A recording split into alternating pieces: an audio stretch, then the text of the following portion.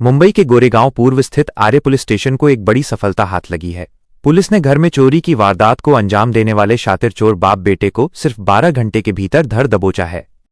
इन चोरों ने 18 अक्टूबर की रात करीब 11 बजे अंधेरे का फायदा उठाते हुए बंगला नंबर 21 का ताला तोड़कर महज कुछ ही मिनटों में चोरी की वारदात को अंजाम दिया था। इस दौरान 36,15,000 रुपए के कीमती सोने और हीरे के गहनों की चोरी हुई थी। शिकायत मिलते ही आर्य पुलिस ने तुरंत कई टीमें बनाई और तांत्रिक विश्लेषण, टेक्निकल एनालिसिस तथा सीसीटीवी फुटेज की मदद से अपनी जांच शुरू की। लगभग 35 सीसीटीवी कैमरों की पड़ताल के बाद पुलिस को सुराग मिला।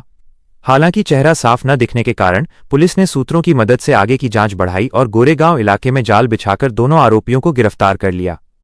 गिरफ्तार किए गए आरोपियों के नाम हैं नियामतुल्ला आयूब खान उर्फ जुली 38 वर्ष और उसका बेटा शाहिद नियामतुल्ला खान 19 वर्ष। गिरफ्तारी के बाद पुलिस ने इनके पास से चोरी किया गया 46,65,000 रुपए मूल्य का पूरा माल बरामद कर लिया है। वरिष्ठ पुलिस निरीक्षक रविंद्र पाटिल ने बताया कि आर्य पुलिस ने तकनीकी जांच और सीसीटीवी फुटेज के आधार पर महज 12 घंटे में दोनों आरोपियों को गिरफ्तार किया। इनके पास से चोरी का पूरा माल बरामद कर लिया गया है। पुलिस के अनुसार दोनों बाप बेटे पर मुंबई के अलग अलग पुलिस स्टेशनों में चोरी के कई मामले पहले से दर्ज हैं। पुलिस अब ये जांच कर रही है कि इन दोनों ने मुंबई में और किन किन जगहों पर चोरी की वारदातों को अंजाम दिया है। इस रॉयल पाम जो आर्य पुलिस स्टेशन के एरिया में वहाँ पर डॉक्टर स्मिता नरम करके हैं, उनका जो बंगला है वहाँ पर 18 तारीख की रात को चोरी हुई थी। और जो उनके मैनेजर है उन्होंने जो घर में उनको दिखा, जो नौकर ने बोला कि घर का पीछे का साइड का दरवाजा टूटा हुआ है और चोर अंदर आया और बहुत सारी हॉल की मूर्तियां और बहुत सारी चीजें गायब है।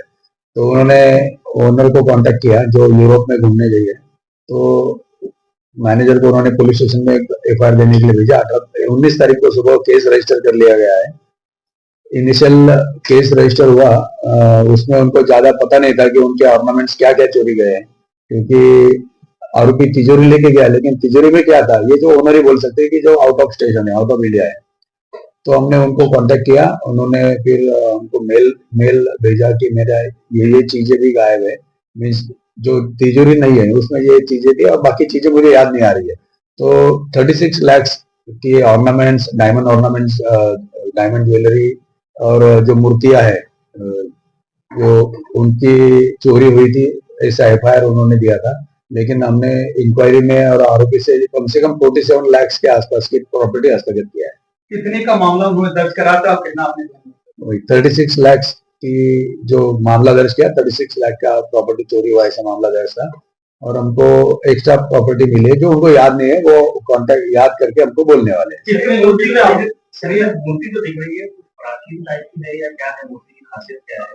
ये जो मूर्तियां हैं इन्होंने गांव से या इधर से 25-30 साल पहले खरीदा है, वो पुरानी मूर्ति है। आरोपी का बैकग्राउंड, आरोपी जो है, जो दोनों हैबिचुअल ऑफेंडर है।